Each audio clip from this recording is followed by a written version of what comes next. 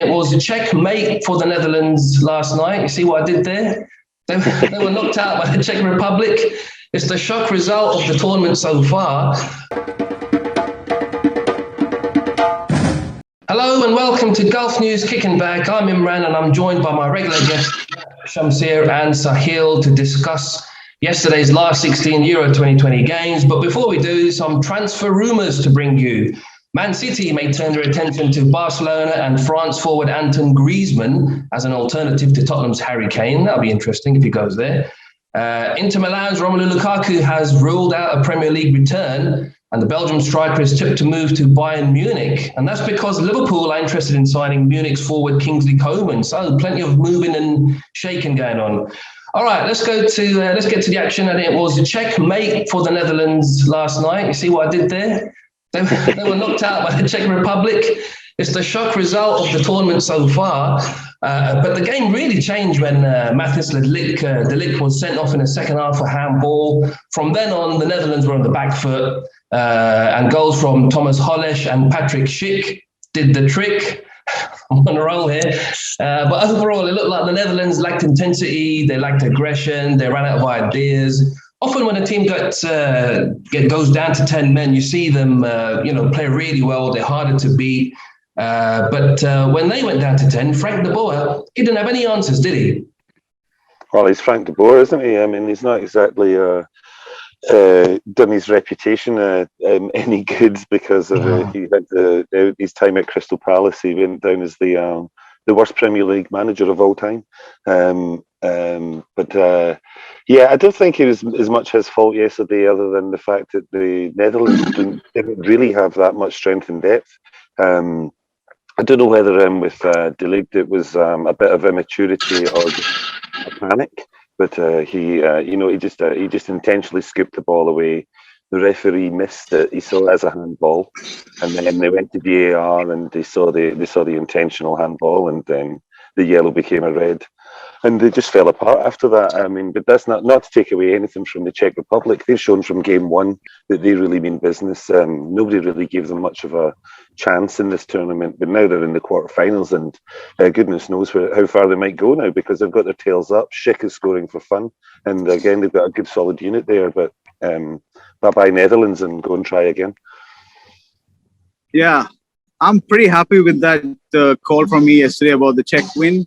And it was Czech Republic.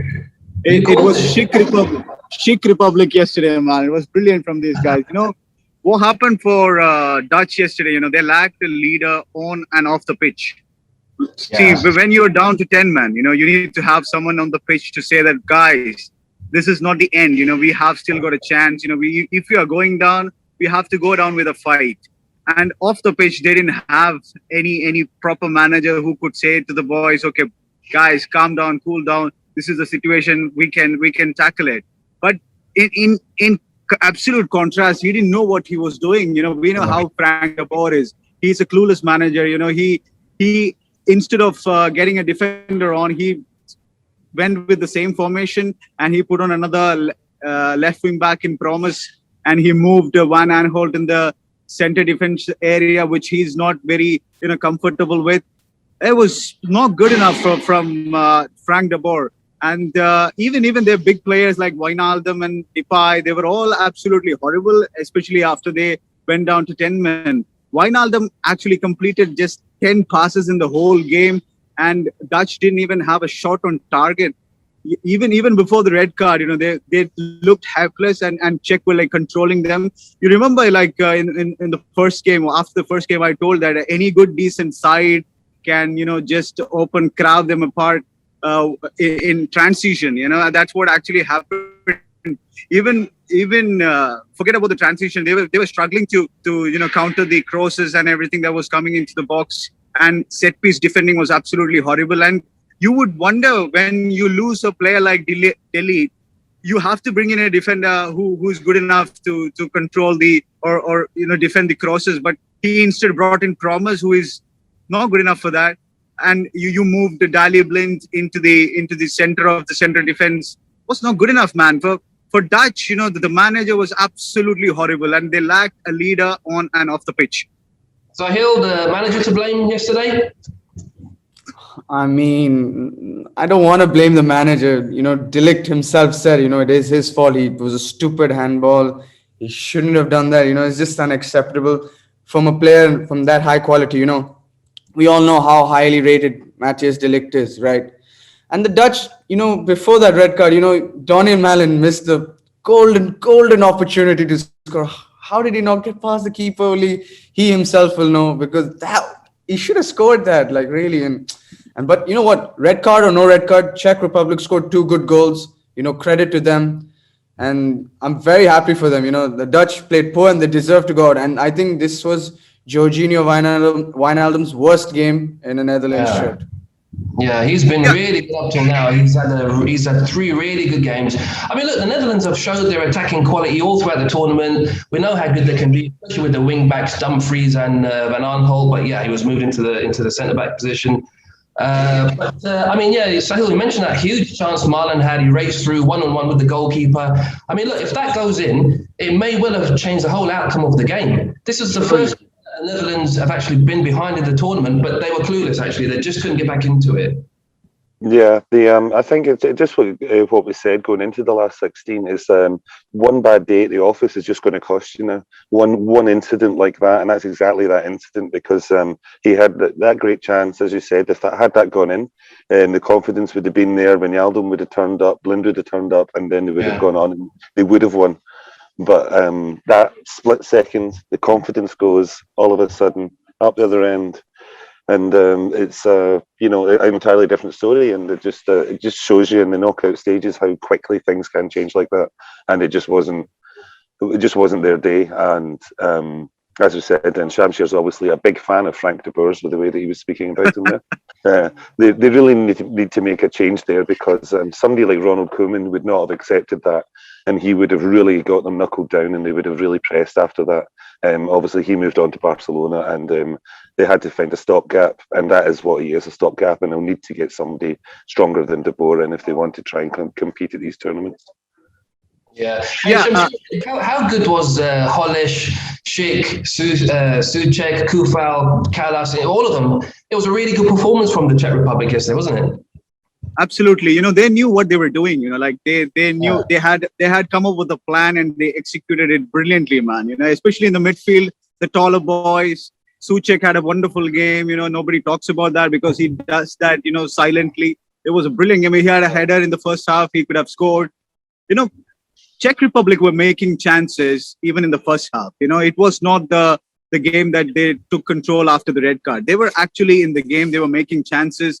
They understood the weaknesses of Dutch defense, and they were trying to pinging in crosses and all these things. That's how they play, and we all knew that they would be scoring from a set piece or a cross into the box, because heading was their natural alley for a goal, and it was brilliant from them.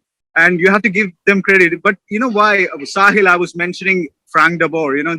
You as a manager, you earn big bucks for these kind of situations. Yes, you're going down to 10 men, not your fault. Your younger player made a mistake, but then you have to take a bold decision. That's how you earn your big bucks. And Frank de Boer was absolutely horrible. He didn't have any clue on that team, and even the team lacked characters. They lacked leaders all around the pitch. Yes, the game changed in one moment, because if Marlon could have scored that goal, it would have been all over. But then, when these kind of situation happens, you need to react, and they reacted absolutely horrendously. There was no reaction. I mean, that's the biggest problem. Very tame from them. We've mentioned Wijnaldum, and I mean, they just didn't turn up.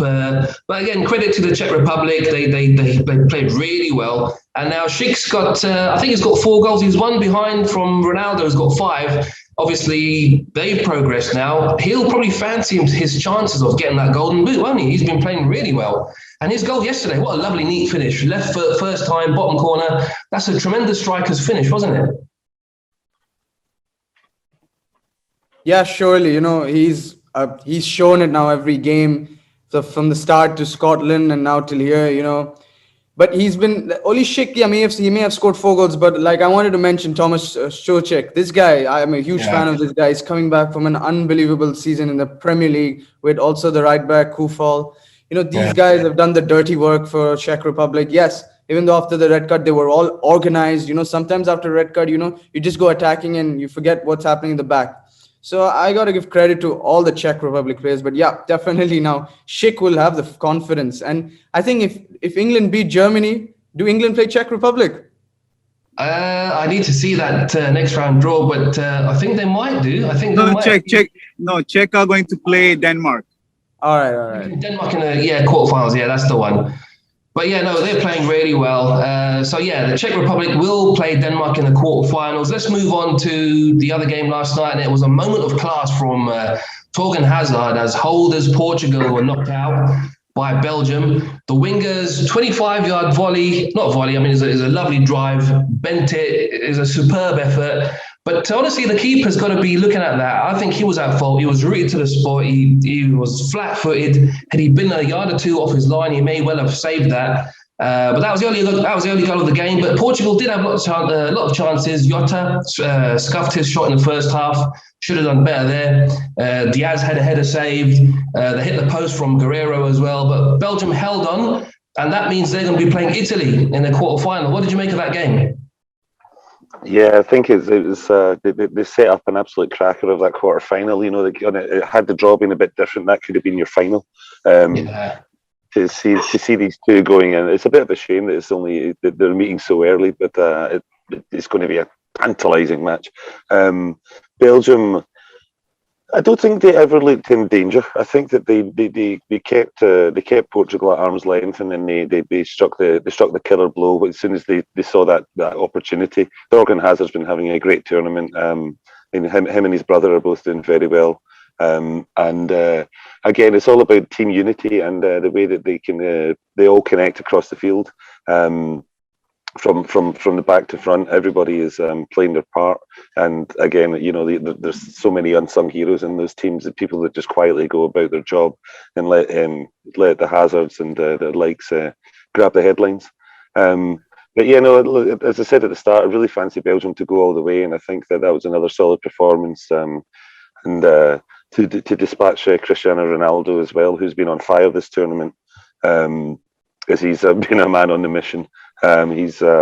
He's come up short of beating Ali Day's record of all-time goals scored, but I'm sure that Portugal will be hastily arranging a friendly / testimonial for him so that he can get that goal to get the record. It'll be against San Marino, Faroe Islands or Gibraltar. But we'll give him a game. But that doesn't take away, like I say, Ronaldo going out is not the story. It's all about Belgium, and they really are being quite businesslike now as the tournament's progressing, and they're living up to their billing as one of the favourites, as they were before the tournament. Some teams have disappointed, some teams have surprised, and I think Belgium and Italy are the two that have actually just gone on with their job and done exactly what they're meant to be doing, and they'll both be hoping long may it continue. Yeah, I mean they've been really good, but it looks like they've lost De Bruyne again, and Hazard went off. Looked like he's pulled a hamstring. If they're both missing against Italy, I mean, do they stand a chance of progress? No, I don't think so. Italy will be favourites, so, especially after watching Belgium and that game. They looked erratic. They didn't look convincing to me. They were sloppy at times, but they held on to the game. And you don't need to be perfect in these kind of games, especially when it comes to the knockout rounds. You just need to progress, man. And they did that, And I have to give credit to one man, Romelu Lukaku was absolutely monstrous in that game, Yeah. If people haven't watched, some people who haven't watched that game would see that he's nowhere near the assist line or in the score line, But he had one of the best games for a number 9 without directly contributing to the goal. Even for the goal, he held up the ball brilliantly, like what a player he is, man. He held up the ball all around all throughout the match, and then when Portugal, the waves of Portugal attack was coming, he was repelling that waves, and he was holding the ball for Belgium, and he was taking fouls, he was taking the bruises, Even the referee was not helping him because he was all honest throughout the game. He was not falling down like Bruno Fernandes or Ashley Young's we have seen earlier in their careers. But he was strong. But what a performance from that guy. You have to see how he has grown as one of the world-class players in world football now. And even Eden Hazard, it was not his vintage best performance, but then especially after Kevin De Bruyne left the pitch, he took the charges as a captain. He was like showing the glimpses of his whole self. He had a good game, but now like what you mentioned, the injury to him, to Eden Hazard and KDB is going to be a massive loss for these guys. Lukaku can't do it all alone himself. And now another thing, like Thorgan Hazard, when you look into the tournament, you can see the right-footed left players, like the players who are playing in the left-hand side with right foot.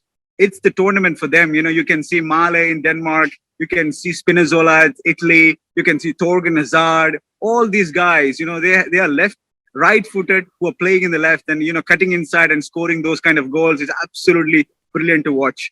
And like what the question that you've asked, Italy are the favorites because they look more like a team. And Belgium with the defense, with the combined age of 101, I don't think they can play, 2 games with such intensity. And I think Italy will have one more day to recover than Belgium. It's all going to count in, and I think Italy will be the favorites to move to progress into the semi-finals. Sahil, do you agree with that? What do you think? Oh yeah, definitely. I mean, I like Italy and I want them to beat Belgium now because they beat my Portugal. I mean, I was just so upset yesterday. It was just, I'm sure you just thought that Diaz had smacked it in the back of the net, Yeah. He just went straight at him, you just feel like, oh my God, couldn't he have directed it somewhere else? Because, if it directed somewhere else, it was at the back of the net because there was so much power. But, credit to the goalkeeper. That's a good save, even though it's straight at him, he blocked it from hitting his face. But, you just thought, and Portugal changed it up, Bruno Fernandes also didn't start. He didn't deserve to start also. Let's be honest. He didn't have the best of tournaments. Did he make an impact? I'm not sure. It was not that great. I mean, he whipped some good balls in the box, but still doesn't matter. There were no goals. Guerrero hitting the post. It's just, thinking it was not Portugal's day. The goal was against them. But as Shamsher said, the man who saved Belgium was Lukaku. This guy was holding up the play. He shrugged off Pepe how many times? I cannot count. Like, how many times did you just shrug off Pepe? Even Ruben Diaz was struggling against him. And also Eden Hazard. This was like the Hazard I saw in Chelsea. I think Real Madrid will be saying, where is this Eden Hazard? Some beautiful touches. He was strong. He was very strong. And, he got past some players with ease. So, I mean, Portugal were better than them. But, as Shamsher said, you don't need to be perfect in these games. You just got to get through. And Belgium did that. There's a different type of football when it comes to tournament football. You forget about what the performance looks like. It's all about getting through. Italy did that. Denmark have done that really well. Czech Republic surprised everyone yesterday. And Belgium are safely through. Just a little stat that I read about Ronaldo. He had 2 free kicks yesterday. One of them was well saved. The other one hit the wall. He's had more than 50 free kicks for Portugal at the international levels in all major tournaments, and he's only scored 1. Now, that's a ridiculous stat. He should give it to someone else in that team. There are many other capable players who can hit the free kick and everything. But the point I was going to make is they've relied so heavily just because he wants to get this record out of the way. Fernandes could have had that free kick and may have got in, but they've given every single chance for Ronaldo. He's been the focal point for so many years. We know that, but there's other players there who could have possibly taken those situations. But from 50 free kicks, he only scored 1. I mean, he's going to be 38 or 37 in the next, when the World Cup comes around. Some people are saying, is that the end of Ronaldo? Probably not. He's still very fit. He can still do a job, but they've got to really share those opportunities around. All right, let's move on. There's 2 more games tonight. Spain play against Croatia. Croatia is going to be without Ivan Perisic. He tested positive for COVID-19. Spain were really good against Slovakia. They thrashed them. This is a hard one to call. I can see it going all the way. We may need penalties, I think, in this one. And if that's the case, it's a bit of a lottery. I'm going to go. If it's penalties, I'm going to go Croatia.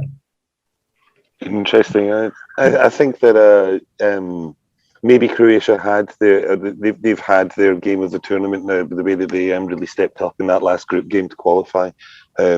And I think that Spain seem to have got that slow start out of the way as well now, and so I think that they'll be too strong, and I think that Morata might finally find out where the goal is. And That one that looks like this. yeah. Those white sticks, Alvaro, go find them. I think 2-0, and I think that 2-0 Spain. Perisic is going to be a major miss for Croatia, man. He's been the only, source for a goal for Croatia in this tournament, and apart from the Luka Modric, Trivela magic that we have seen, Ivan Perisic always have posed that threat for Croatia. But I think that the game will be won in the midfield, and the Croatian midfield is too strong. Like I go with Imran. I think it is going to be extra time, and Croatia might nick it against Spain. Sahil, what do you think? I'm going to go for Spain. Come on. This is like one of the, I've said it like a few times, this is one of the most funny teams I've seen this tournament. The first 2 games, you saw the way they played. Next game, they scored 5 goals. So come on, the Spain's going to score. Come on, they got to win. I mean, Morata up front or Gerard Moreno, they should beat Croatia. And even Perisic is a huge loss. Huge. He's a huge miss. All right, so we've got 2 for Croatia. But Croatia has Alvaro Morata playing up front. Don't worry, he'll score. He plays for Croatia tonight. They're playing with 10 men, basically, is what Spain are doing. All right, he's going to be their defender. Let's go to France and Switzerland. Both of France's left backs, Hernandez and Lucadine, are injured. So they'll have to shuffle that squad around a little bit. Switzerland are going to look to, obviously, the likes of Seferovic, Mbola, who's been really good, and obviously Shaqiri to shine. But I think France have got too much going forwards. I'm going to say 2-1 to France. Yeah, I think I agree that France will be too strong. They do have a lot of problems at the back. Varane has not been playing great, and on the other side they've got nobody to fill the gap. So it'll be interesting to see who they put out at the back tonight. But I think that again the forward power will be too much, and but they will concede. So I think you might be bang on 2-1. I think fullbacks is going to be a problem for France, but they will manage against the Switzerland. And now you will see the real France, and they might not be, convincing, but they will do the job. And I think it might not be any different in this game as well. I think they'll win by comfortably like 2-0 or something, because I don't think they'll concede a goal. And Benzema is now getting into the game, and I think Benzema will score. It's going to be straightforward 2-0 win for France. To be honest, I don't know, man. France couldn't beat Hungary. They didn't beat Portugal. I don't know if they beat Switzerland. I can't say, it was such an overpowered squad. They've won only once so far. But, they should get through. Come on, look at that quality in the team. So I think I'm going to go for 1-0 France victory. That's a good point, Sahil. You're right. I mean, they've only beaten Germany, and then they've been held. That drew through an own goal against Germany. Yeah. So, but like Shamsir says, Benzema's looking like he's ready again now. So anyway, that'll be an interesting one. That's all from us for today. Check out golfnews.com for all the latest news, and we'll be here again tomorrow. So we'll catch you then.